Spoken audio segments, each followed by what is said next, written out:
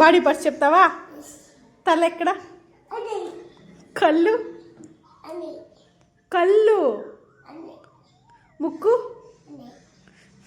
నోరు, చెవులు, చేతులు చేతులు, కాళ్ళు, పొట్ట. Good bye.